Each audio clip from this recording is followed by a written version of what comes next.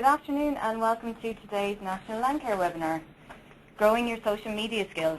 My name is Trish O'Gorman and I work in the comms team in Landcare Australia. And between myself and Brett DeHare, the National Landcare Facilitator, we will be facilitating today's session. Good morning, my name's Brett DeHare. The National Landcare Webinar Series is a regular series that's brought to you by the National Landcare Facilitator that aims to cover a diverse range of speakers and topics that are relevant to the Landcare movement. Today's webinar is a partnership between the National Landcare Facilitator, Landcare Australia Limited, and is funded through the Federal Government's Caring for Our Country program through the Federal Department of Agriculture. Today we have three great presenters from different parts of the Landcare movement who are going to share their social media experiences with you, with particular reference to Facebook and Twitter. Tom Croft is a Regional Landcare Coordinator with the North East CMA in Victoria. Edwina Hayes is a Regional Landcare Facilitator in Murray, New South Wales with the Holbrook Landcare Network.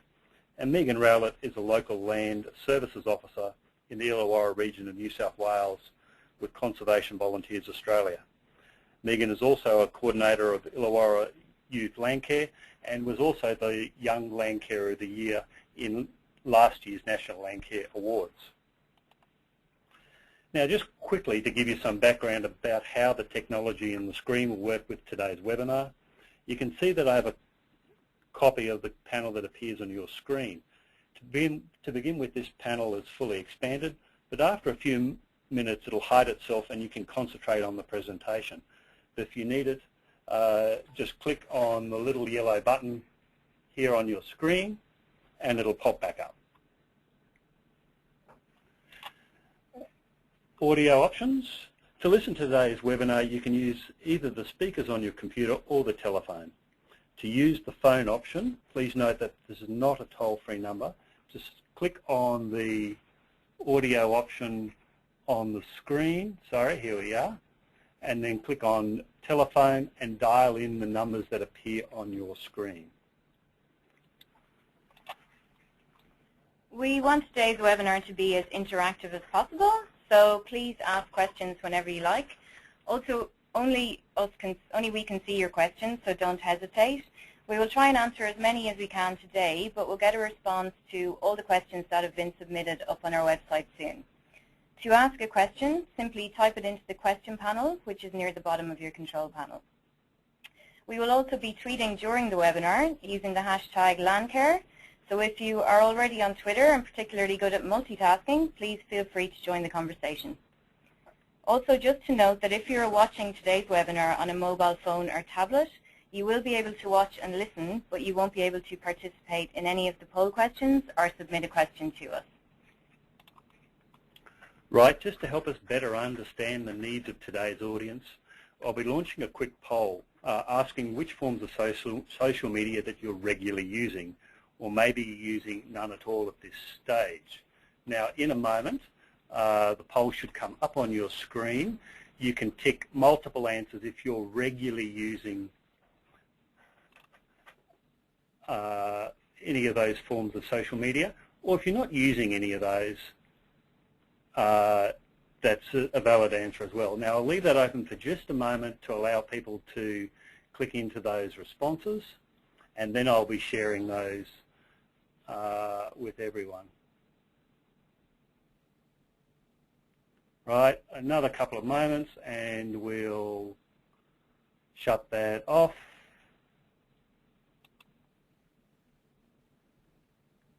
Share, here we go. So you see that obviously a large proportion of people are currently using Facebook, a small proportion on Twitter. YouTube's also a high number. Those numbers are pretty typical. Now what I'll do is shut down that poll.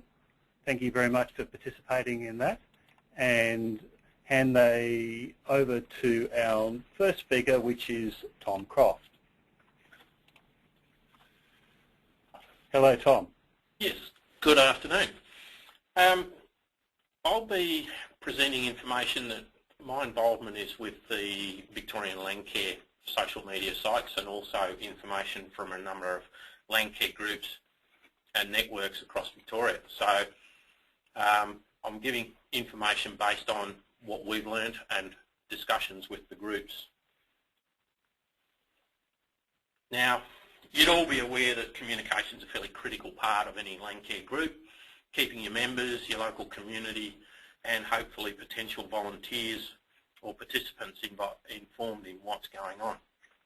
Traditionally, that's been through print media, local radio, and newsletters, but it's been moving more and more to online and electronic distribution, emails, newsletters, websites, and now more to social media.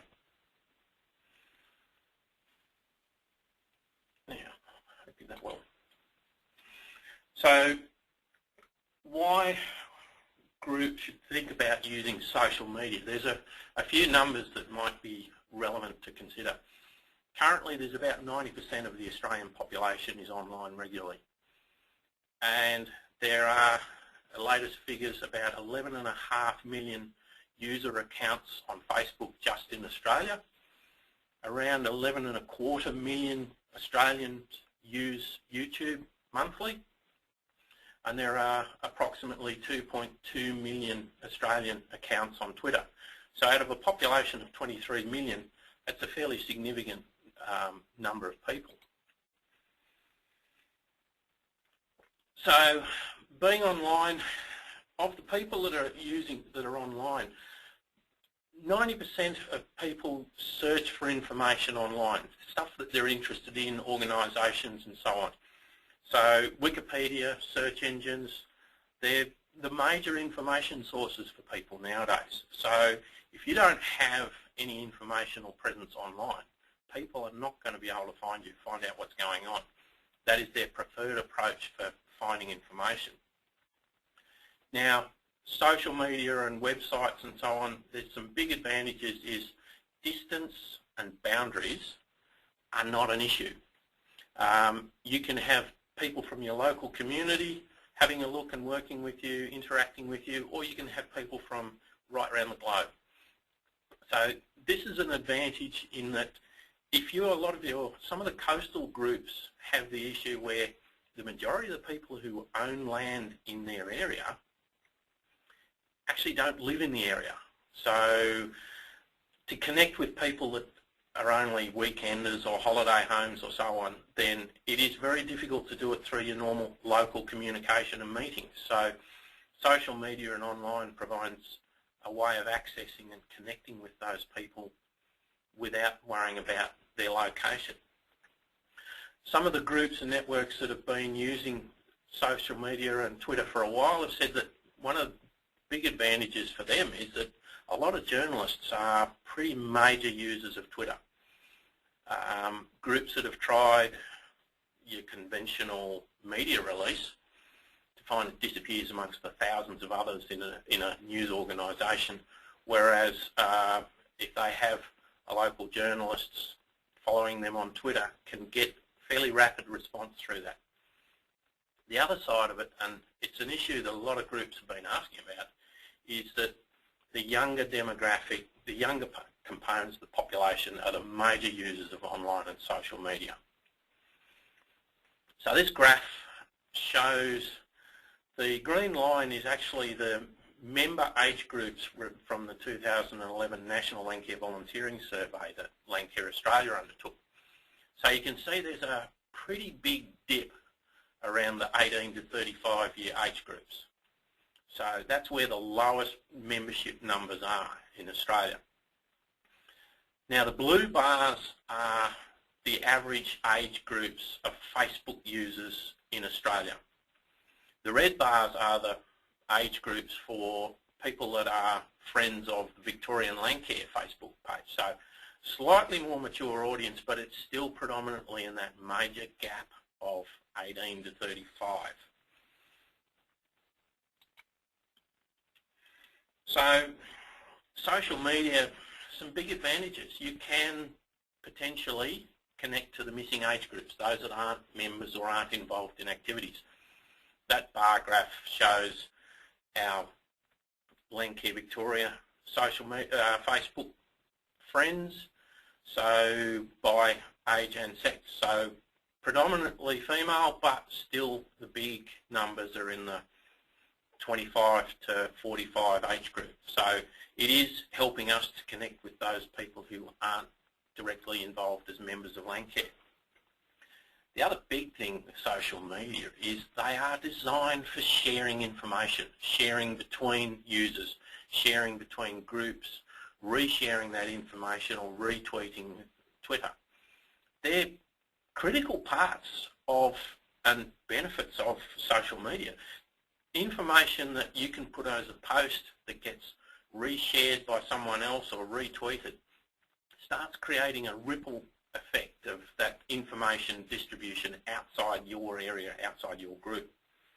Now, this is a fairly important part of social media because that is where one of the real benefits come in. You don't necessarily have to connect with everyone. If you have others who forward your information, retweet, reshare, that can get to a lot more people than you connect with directly. So these systems, I hope that colour shows up, these systems are designed to get information out to lots of people and distribute it. So they are really good systems to raise a group profile beyond just your current membership. Now, personally, I believe the vast majority of Landcare groups do not promote their achievements and their activities very well. They may have their local members and stuff very clear on what's going on, but no one else knows. So social media is a really good way of getting your profile out there so people can see what your group's up to, what's happening, what the interests are, so they start to understand more about what your group may be interested in. The other great system is the feedback. These social media is designed to enable feedback, like buttons on YouTube and Facebook, favourites on Twitter, comments on a lot of these, so you can get a conversation going online.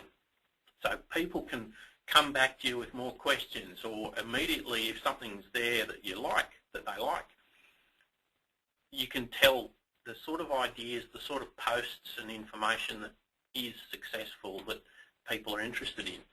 So you get fairly quick feedback.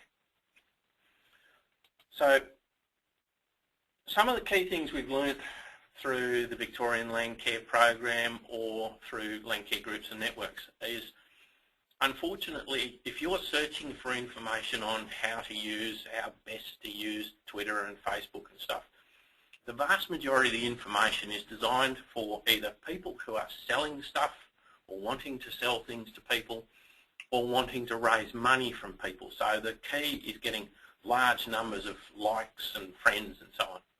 For Landcare, that's not really that relevant. As you're aware, Landcare is connecting with people. It's getting relationships, getting connections and interest. So for a Landcare group, it's not a failure if you have few followers. If you only have small numbers, it's not that critical. And like any voluntary group, quality can be much better than quantity.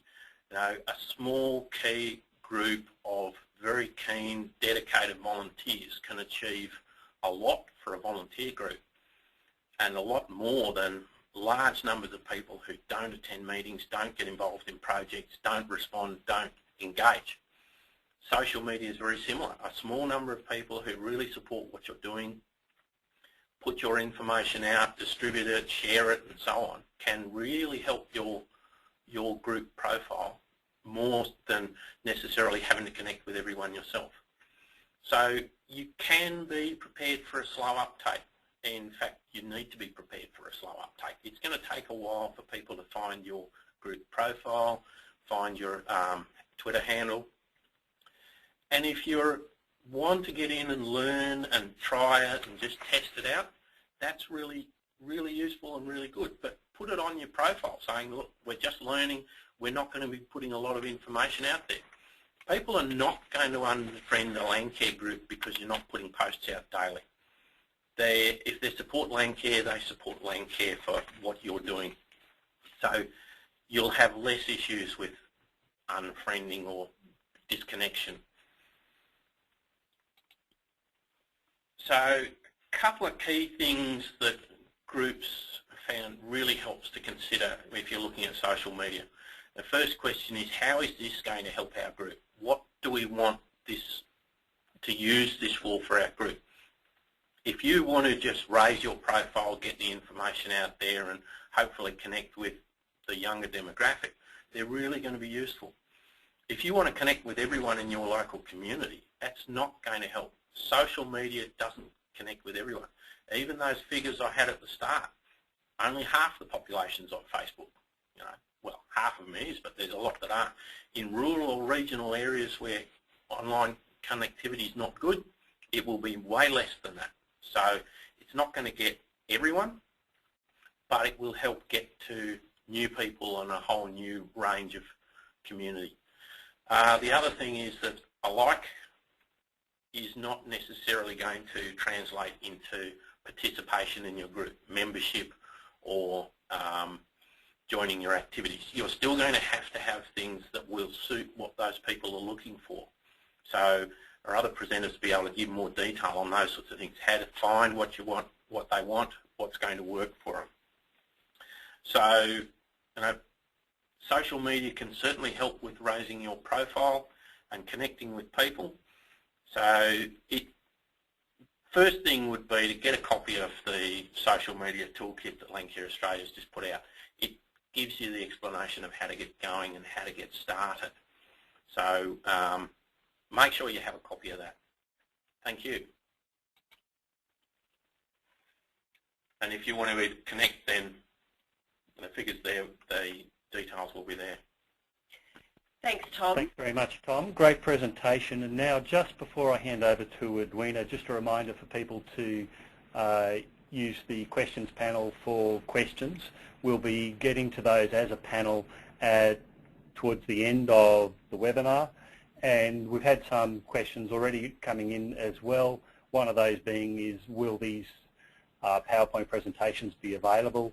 Yes, there'll be a link to the recording, and also we'll do a link through to the PowerPoint presentations as well, and the Q&As. Edwina, I'd like to hand over to you. Thank you.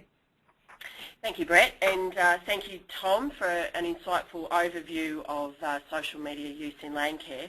I think Tom really led us into one of the key points that I want to make, and I'll probably make over and over again, and that is that we really need to think about our use of platforms like Twitter or any other social media in the context of our overall strategy.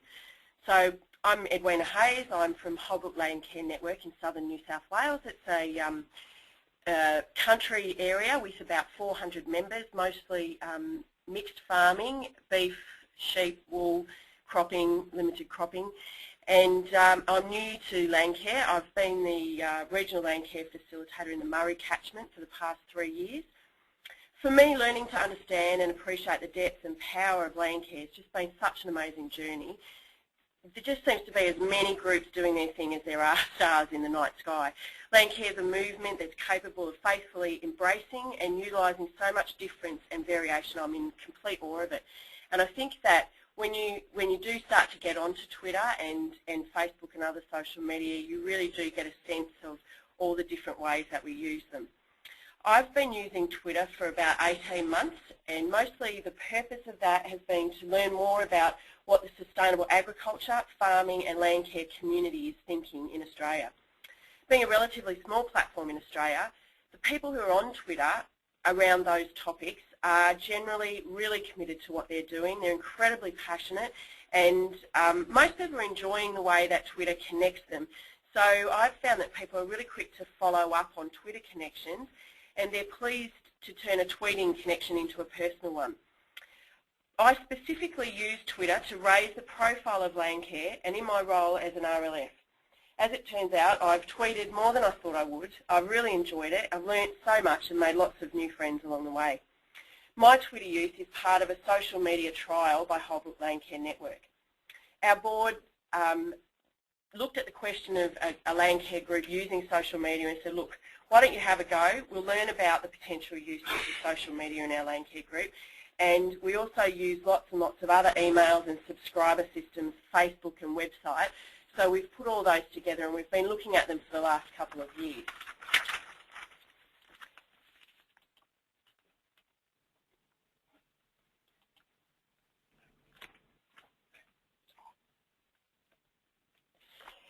Twitter, for the uninitiated, is a 140-character microblog network.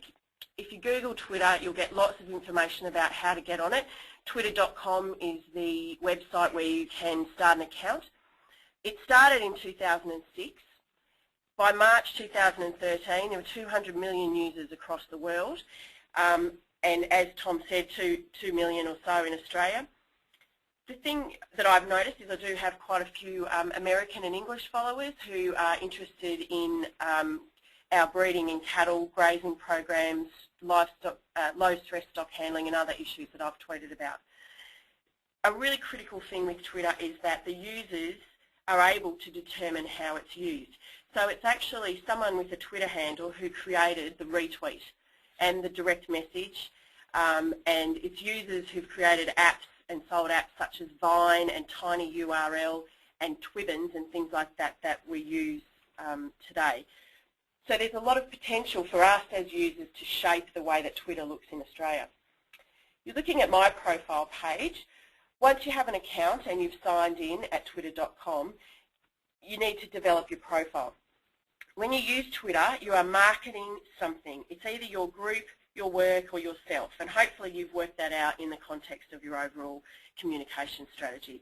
But what you tweet, never forget, what you tweet is forever and is public. Only tweet what you'll be proud of later. The same goes for all online communications. You need to think about how this tool fits in with all the other tools and strategies you've planned. So in my case, I'm using group email and newsletters for the group membership, Facebook to keep in touch with local people who are particularly interested in projects internal to Holbrook Landcare. We're using a prospectus-style brochure for potential partners and funding bodies. We use quite a bit of print media, radio and some TV for public awareness raising, particularly around events. We use YouTube. We've got a video that documents where our group's at, and that's about attracting new members and providing information to partners and funding agencies. How Twitter's worked in with all of that is essentially it's a tool that we can use to direct people to all those channels simultaneously and quite easily. I would just draw your attention to the profile picture on my profile and the Landcare Twibbon across the bottom of my photo. It's very hard to see here, but Trish will show you how to get one later. It's super important to complete your whole profile page so that the people who might be interested in following you, the first thing they'll do is click on your profile to see who you are, and your profile page tells them who you are, and your target audience will want to connect with you. So you need to think about what the photos and the images say about you.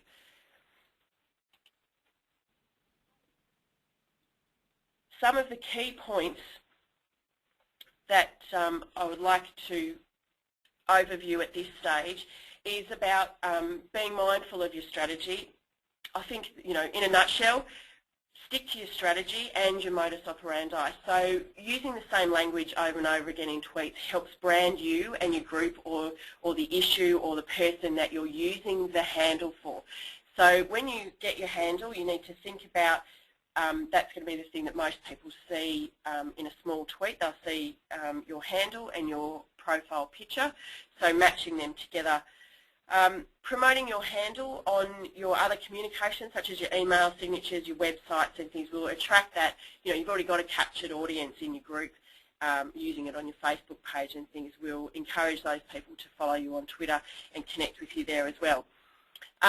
Branding, keeping your Twitter in, synchronized with all your other communications. Again, very much about the images and words, matching the brand that your group is trying to promote in other areas. The pictures at the bottom of this slide are from an influential women's social media workshop that Holbrook Landcare Network and the Murray Catchment ran with influential women in May this year. I met Catherine Marriott, who's in the first picture with me, on Twitter. And then when I was ringing her to try and organise it, she was somewhere in the Kimberley, and she said, "Are you the Edwina Hayes I know?" And I just laughed and said, "Well, only on Twitter." And we had essentially, in inverted commas, met on Twitter. We only knew each other on Twitter, and we had an incredible affinity.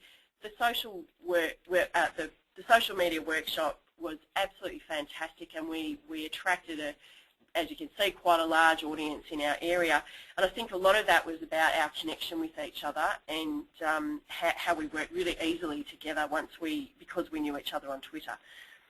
I've also met many fabulous landcare and farming people through Twitter.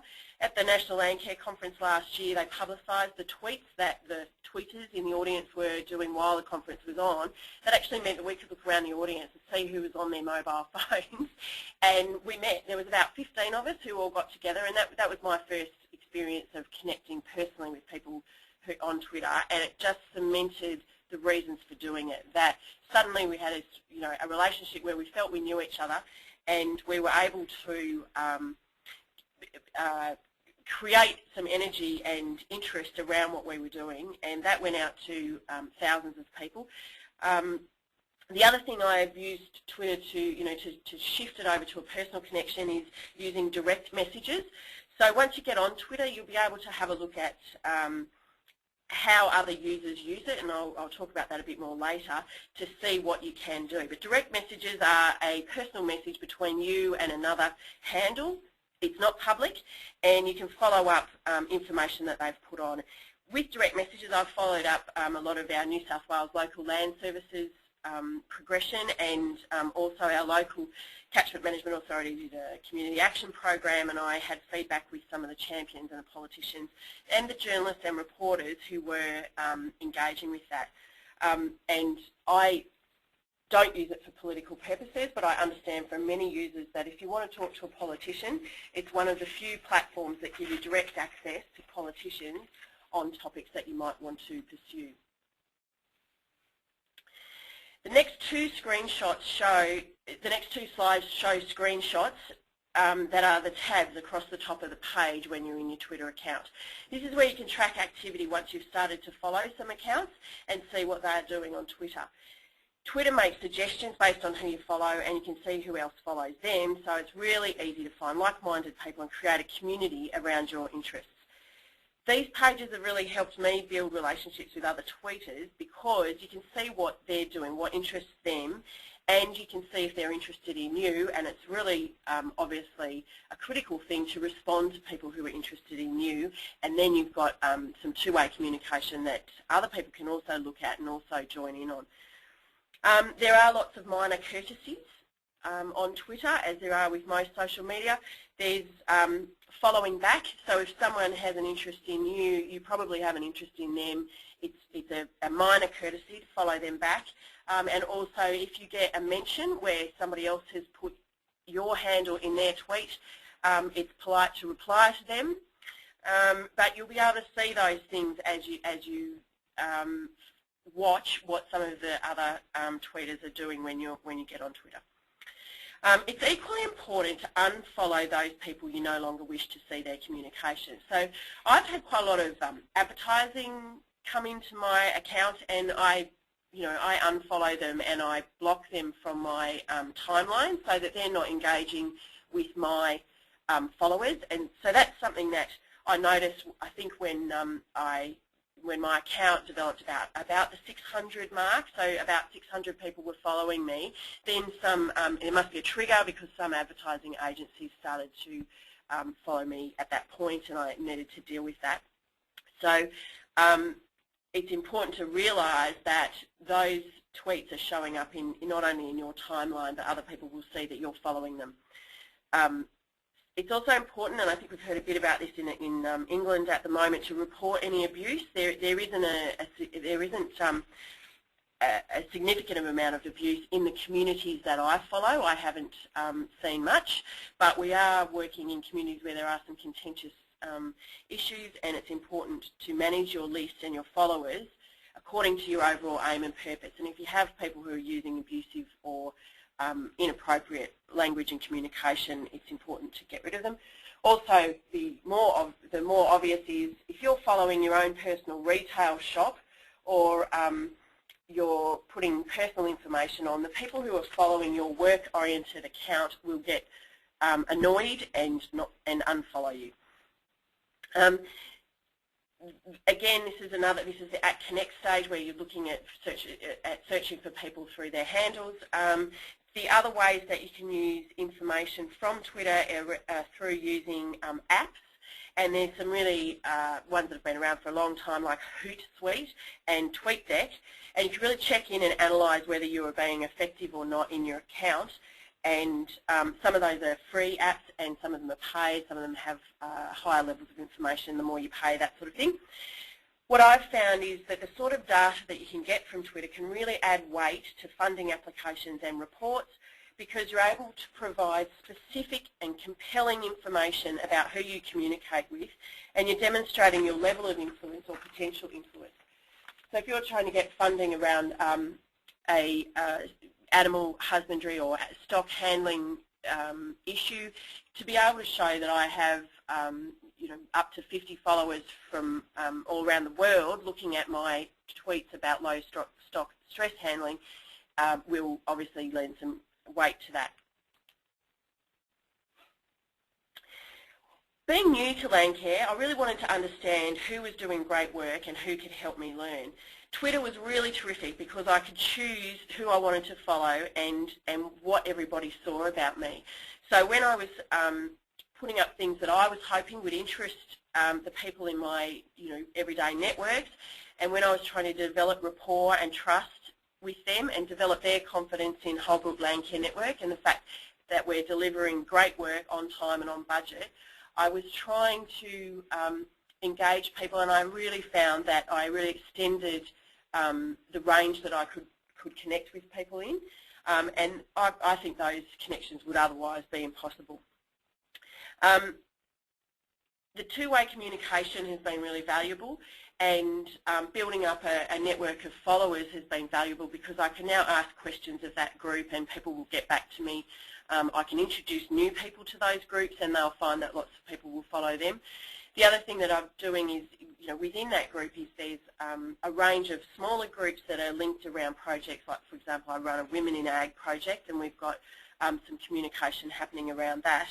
There are so many different ways people are using it, and I guess, a way I can only show you how I'm using it, but I think there's a number of people I'd recommend that you have a look at when you get on Twitter. We've got Mary Bonet's at Upper Lachlan. Mary uses Twitter mostly about promoting a Landcare network blog, so she's got WordPress onto Twitter. We've got Tim Bashara, that's at Landcare Tim. Tim has a personal Twitter account, but he's involved with Landcare, and often you can follow Landcare issues with him. Landcare Australia, at Landcare Aust, has a massive following. It's incredible. It's a very busy Landcare information and provider portal, and you'd be crazy not to have a look at them. We have young advocates like at Sam Trethaway. Sam's a Victorian guy who's just passionate about promoting agriculture, and he also talks a lot of media, so he's an interesting person to follow with a different perspective. We've got Steph Coombs. Steph is involved with at Oz Ag Ventures, which is more around jobs and careers and labour, and she also has Station Central, which is a blog that's come out of the LiveX and connecting people with cattle producers in the north of Australia. And Catherine Marriott, who is at Influential W, she's all about connecting consumers with producers and production, and those are just some of the people that I think if you have a look at their sites, you'll get a really good sense of the range of different ways that Landcare and agriculture oriented tweeters can use Twitter. There are loads more examples, and I would just encourage you to use the search features. They're getting better all the time, and I'm finding them much easier to use now. So searching for keywords or handles that you know, or hashtags will bring you into connection with other tweeters. This screenshot is my homepage. This is just what normally comes up when you would just go to scan it. A lot of people ask me about how much time Twitter takes.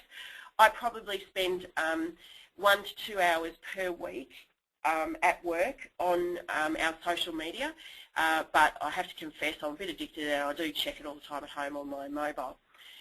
This is what I look at. I scan that in 5 seconds flat. I'll scroll down a bit. It's really important that you realise that unless someone's searching for you in particular, they probably won't see your tweet once they get a good following up because you're competing with thousands of tweets a day.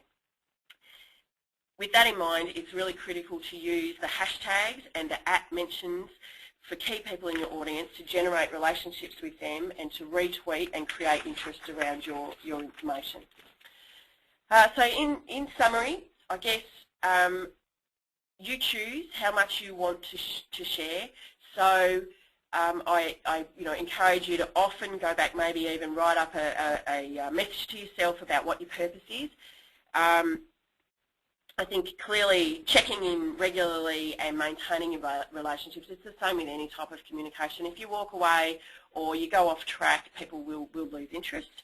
Retweeting is a way to share and acknowledge other people's information that's relevant to your followers. Direct messaging, like I said, is a way that I've used to create those connections and personally follow up with people. It's amazing how much you get to know other people over time and in what kind of detail you get to know people. It's a very powerful tool, and I wouldn't I would encourage you not to underestimate how easily it shifts over into real life relationships. You can link your Twitter feeds into your Facebook, LinkedIn, websites, blogs, that sort of thing. That's something that if you Google, you'll be able to find instructions how to do that readily. And the other thing is shortening the web addresses of things. Again, if you Google shorten URLs, you will get information about how to make a long website into a short one so you can add it to your Twitter feed. It's really, I use the hashtag AgChatOz and hashtag Landcare. I specifically use those together all the time to get the two fields of the advocates and the land carers together, and I'm trying to create a sense of community around myself and the sustainable agriculture, people who care for the land. In conclusion, I think at Holbrook Landcare Network, we've learned that using social media in your communication strategy can positively influence your profile and reach more public, members, agencies and government people than without. It's helped us grow our organisation, and we intend to continue exploring the power of Twitter and Facebook, and I really encourage you to do that too. Please feel free to connect with me and my work. If you can't call into the office in Holbrook, why not try in the ether? I look forward to meeting you on Twitter. Just follow @Edwina_Hayes, and we'll all be seeing more and more activity around hashtag Landcare in the future. Please pop any questions you'd like me to discuss into the questions box of your control panel, or tweet hashtag Landcare to get them on the agenda for the question and answers at the end. Thank you. Thanks very much, Edwina. Great presentation, and people will notice that wasn't Tom Croft speaking. Tom and Edwina have called in on the same number. So thank you very much. Now, last but not least, Megan Rowlett. Thanks, Brett. Hi, everyone. I'm Megan Rowlett, and I'm based in the Illawarra. And for those of you who don't know where that is, it's just south of Sydney on the coast of New South Wales. And I'm going to give a bit of an overview about what I do in my pay position to support Landcare in our region, and also the tools I use as a volunteer to promote my own Landcare group, Illawarra Youth Landcare. So, there it is. Basically, I use a number of online tools to basically raise the awareness and profile of Landcare in our region. And I don't just use social media tools exclusively. I think it's really important to use a number or a variety of online tools to get better coverage, and also offer a variety of points of contact for the community to access information about you and your organisation or your group. But the main reasons I do use social media, one, it's free, and also it helps create a presence for Landcare in our region, and it's tapping into a different demographic. As mentioned earlier, it does seem to appeal to a younger generation. And also I use it to promote what we're doing in our area. It's a little bit more interactive than just a website, although I do think that websites are very important for people to use, or groups and organisations to use, where they have access to that resource. So I use, for both organisations, Landcare Illawarra and Illawarra Youth Landcare, is the website tools. That was our first point of online presence. The websites are really useful for developing a profile where people can just Google search you, find out who you are, how to contact you, what sort of things you do as an organisation. If you're running any events, you can pop them up there too. And not everybody's on social media, so it's really important to have that presence out there that anyone can search at any point in time and find that information about you. And then I find the social media tools are just a level on top of that. You can direct people from your websites to your social media profiles, and that way that gives you another level of interaction with the community. So I use both Facebook and Twitter. I'll concentrate on Facebook today. But we also use YouTube too, and that's a really useful tool too. I know that's I suppose the digital storytelling has become a little bit more active and has gained momentum over the last few years, and it's certainly something that we've started using and are starting to use more and more. So I've found creating YouTube accounts really useful to pop those up. Any stories or awards ceremonies we have when we do develop nice little digital stories that we can share with the rest of the community. We put them on our YouTube account, and then from there they can be shared on our websites and our social media profiles as well. So I've developed two sorts of Facebook tools over time, and as you may or may not know, Facebook is ever evolving. And when I first developed our online presence with Facebook for our umbrella organisation, Landcare Webinar, I did it as a profile, so it's just like a user account that you or I would set up for our own personal use. And I know that Facebook now suggests that everyone set up any group or organisation as a page. I haven't yet made that transition because I find it quite useful still to use as a profile. As an umbrella organisation, we use it to interact with our members. People can inbox us with inquiries and things like that, so I can interact with people on that level. We use it to post events and workshops, as you would with a page as well, and interact with individuals if they do post on our wall. But one of the main benefits that we've found using Facebook as a user profile has been that for the existing groups that we support, there was a little bit of hesitation from individuals to dive into the social media game and set up that account. So we were able to provide that support to groups and help them set up those initial pages and act as an admin for those pages. So just, I suppose it's given us a tool to, I guess, raise the capacity of Landcarers to use social media by giving them that little bit of a boost. And I've noticed that giving them that little bit of support, they've actually embraced it now. Most of them manage their own pages, but it's a good service. I find it's a good service to offer the wider community who are looking to set up a page. And the other thing is that it's just a level of interaction. Is we're able to tag individuals and other groups to help promote them when we're doing a status update, or we've just posted a heap of photos of an event we've just ran. We can tag people in those, get people interacting, talking about the event, creating a bit of a buzz about what we're doing, and showing that it is relevant and putting a bit of a personal touch to the events that we do run. So here's just a screenshot of the groups that we do admin at the moment. But there are limitations, I find, to having a profile, and since diving into the page, which I use for Illawarra Youth Landcare, I can see that there are a few more benefits to having a page.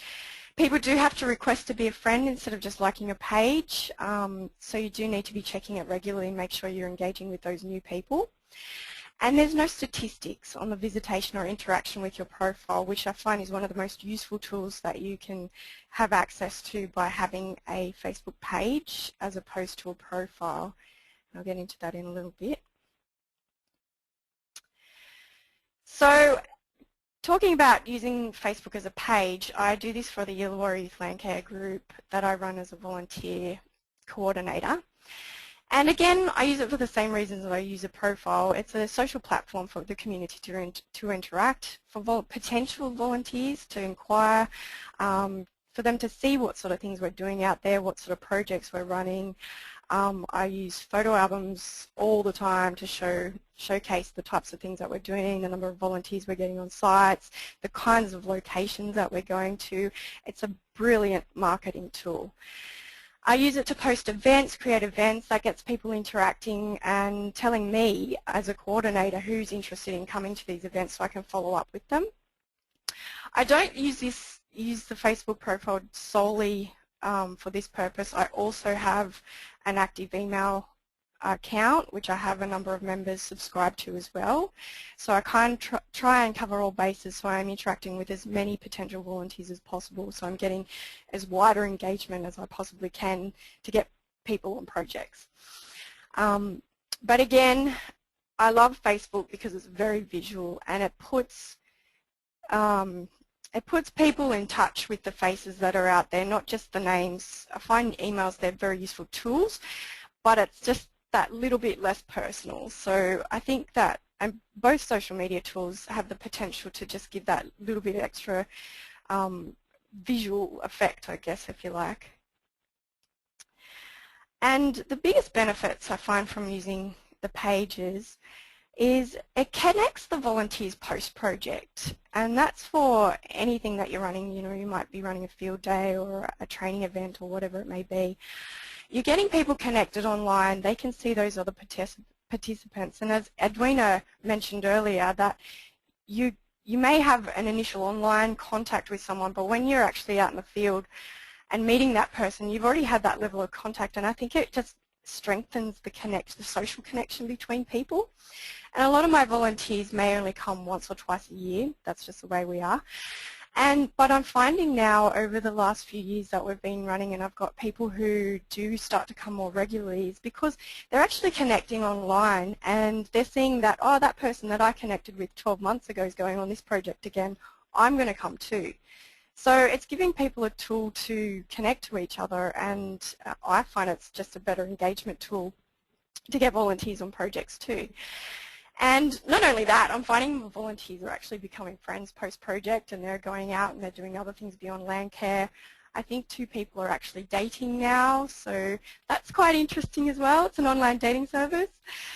But other groups can also interact with our group, and our posts show up in group feeds as well, not only people's individual accounts. So that's a broader connection in itself too, so we're able to share information a bit wider. And also taking private messages again, and the biggest thing that I mentioned earlier is the benefit of seeing the statistics of your interactions and the demographics that you're actually engaging with. So this is an example of a statistic that's showing up here.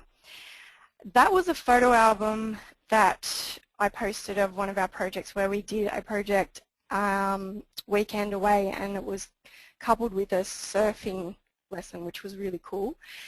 And just by chance, it was at the same time as a really big campaign that was happening in Sydney called Optus Rock Core. And that was a really innovative way of engaging volunteers into a variety of volunteer work, and one of it was Landcare and Bushcare. And a media page that I follow called thevine.com, which blogs about all sorts of stuff. It's music, it's fashion, it's television, it's a variety of different things, happened to send a journalist onto one of the Optus Rock Core projects, and they actually did a blog about how volunteers go out and they participate for 4 hours, and then they get a free ticket to this concert that's exclusive for volunteers in Sydney.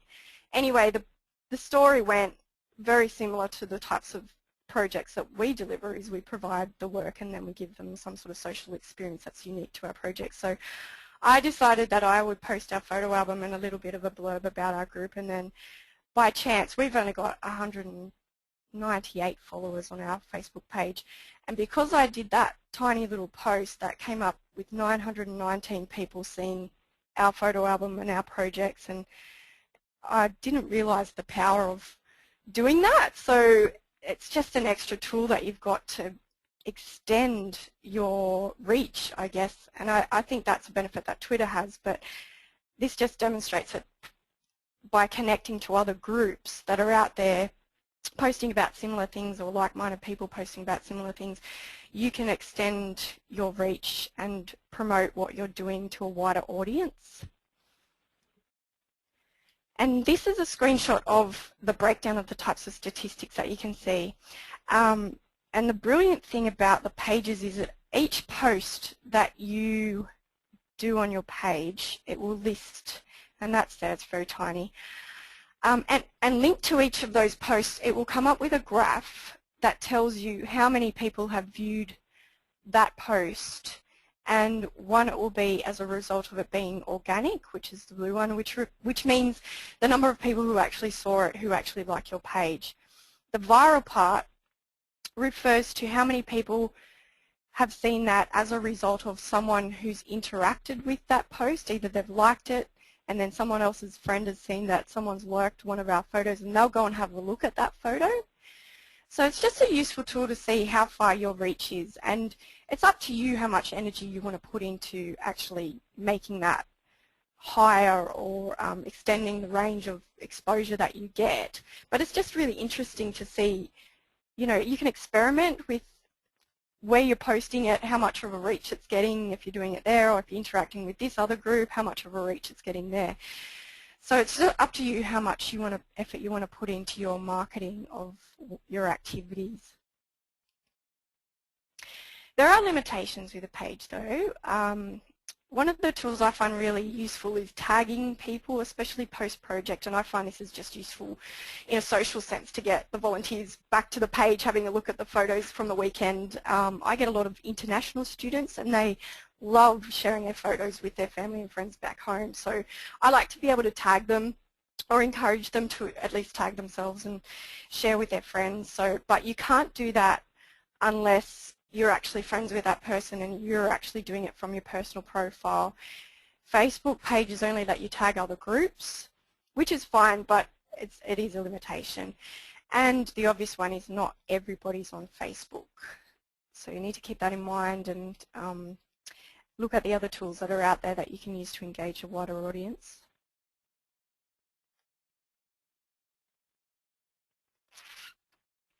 And I just wanted to touch on groups because it's not something I use, but I am part of a number of groups. And it is something to consider. It just depends on what you want to use a social media network for. And I think the groups are a really good tool to, I guess, if you've got a network of people who you want to create a closed network and allow that safe environment for open discussion. So it might just be the members of your Landcare group, especially if you've spread over a wider distance. And so you can initiate the internal networking, have more private discussions, share your resources more privately if you like to do that. You can also filter who's allowed in the group. If you want to create a private group, you can have an open group, it's up to you. And you can also, it gives you some statistics which is interesting. You can see who's actually seen the posts that you've posted in those groups. So it's just another thing to consider. It's another option within that Facebook platform as a social media tool. But I haven't found it as effective as a wider engagement tool. So that's just my personal experience with groups. So again, you just need to, I guess, sit down and have a look at what your aims and objectives are in using social media, who you want to engage with, how far you want that engagement to reach. So there's my contact details if you want any more information or look up and actually have a look at how I'm using these tools. There's the web addresses and URLs for our websites. Thanks.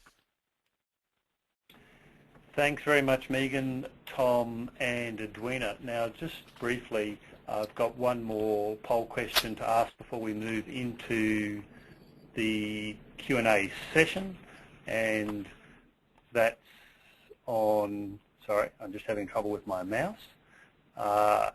Which form of social media would you like to know more about? This will help us in designing future webinars or material for people.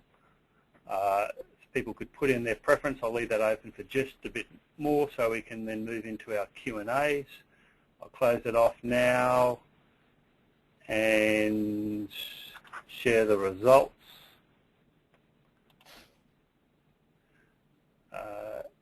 Again, yeah, obviously big interest in Facebook. A lot more people are interested too in making more use of Twitter, and then other items like Instagram, which we'll make a few mention of these things as we move into the Q&A session.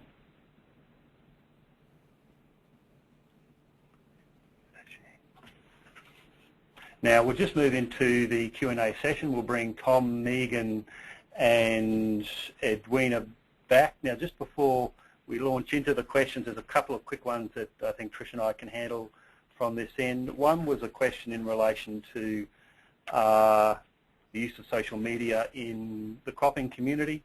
I did a survey last year across the farm sector which covered social media. Surprisingly, the use in the cropping community wasn't as high as what I thought it would be. It's certainly increasing rapidly.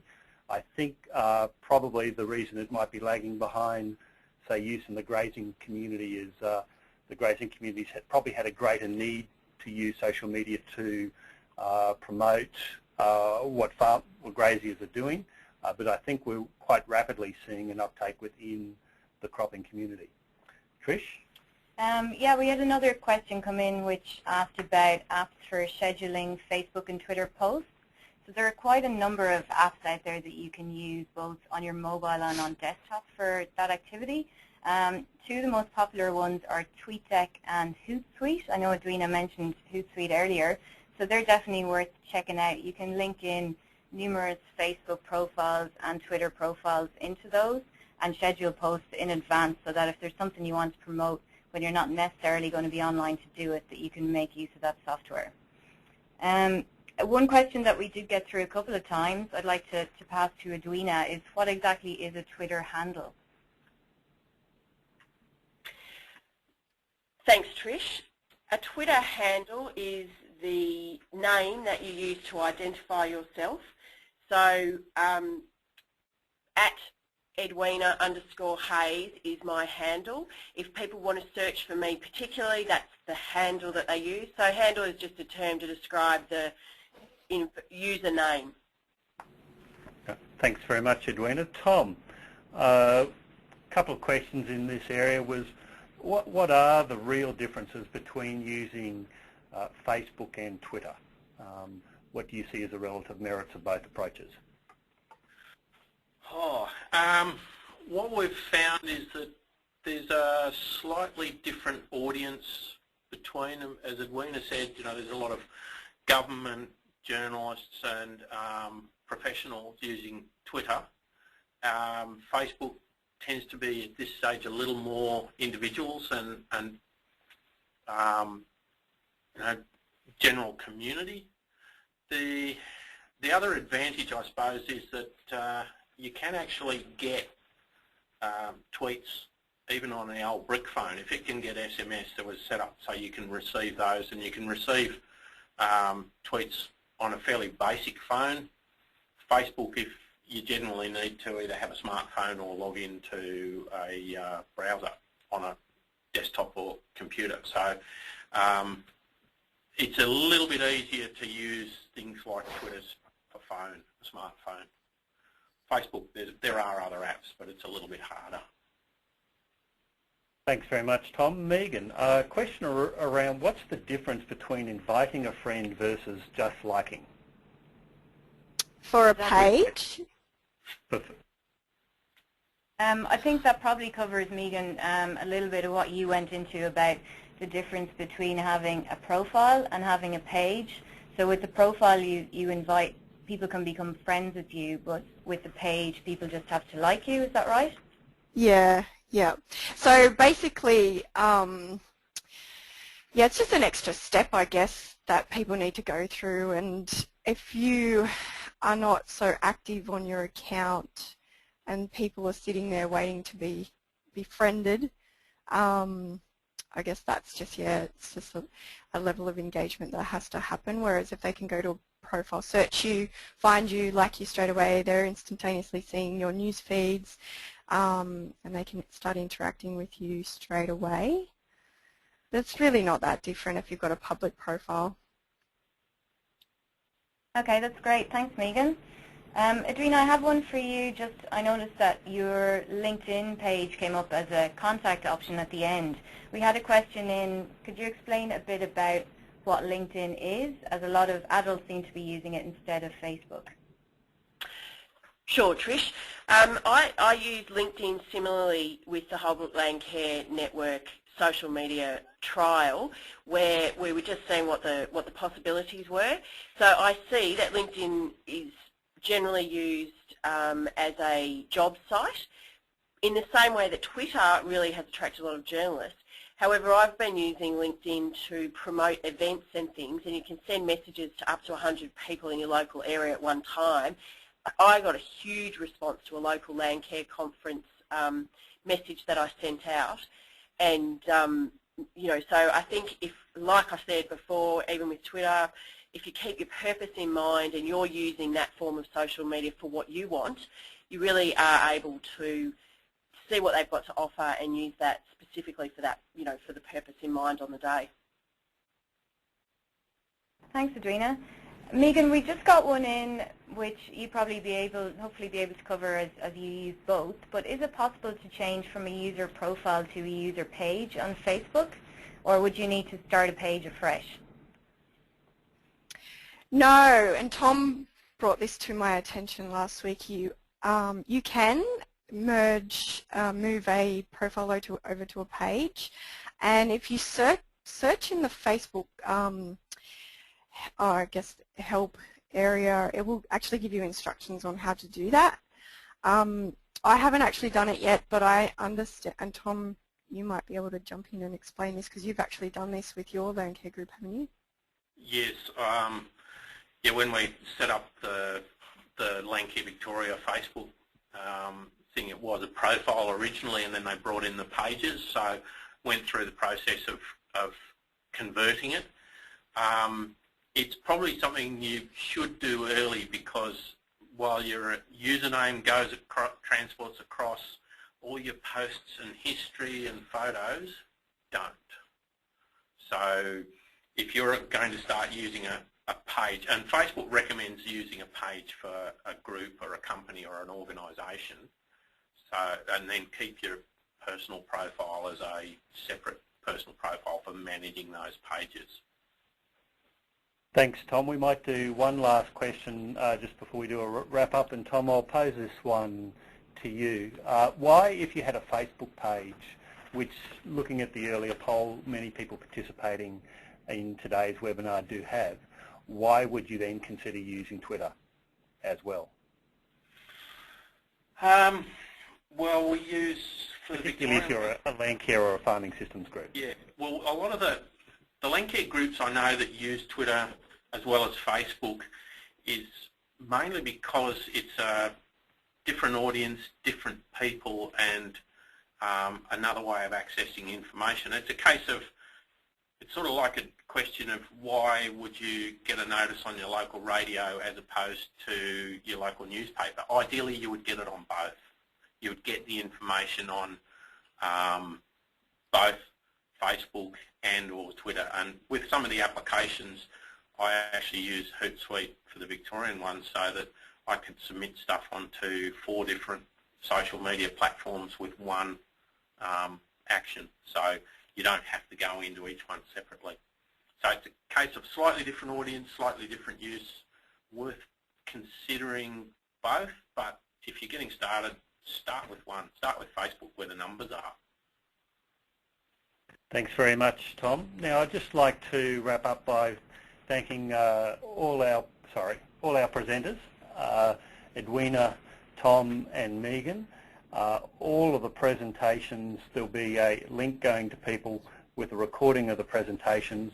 We'll also have a link with the PowerPoint presentation, and give us another couple of days and we'll undertake to have a response to all of the questions up there. There have been a lot of questions we couldn't get to today. They're great questions in a lot of areas that I'm sure people would be interested in. I'll briefly hand over to Trish.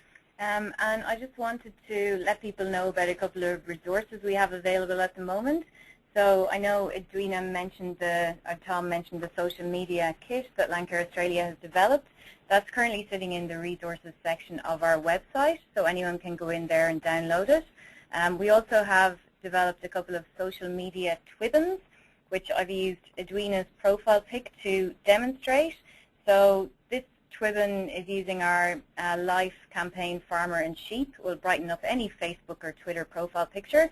We also have one available for Landcare Week, and to access them you just have to go on to twibbon.com and search for Landcare. Thanks very much, Trish.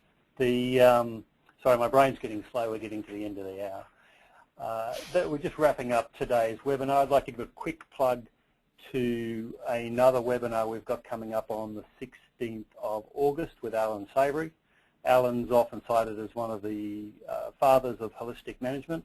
He's a great presenter and generates a lot of discussion. So if you go to landcarefacilitator.com, follow the links to the webinar series and you can register for that. So once again, thanks very much to Landcare Australia, our 3 presenters, and to Caring for Our Country, federal government funding for these webinars, and especially to everyone for making your time here today. We've had a bit over 160 people online, so this has been the first one that we've been driving of the webinar ourselves, so thank you very much for your patience and your time. Thanks very much.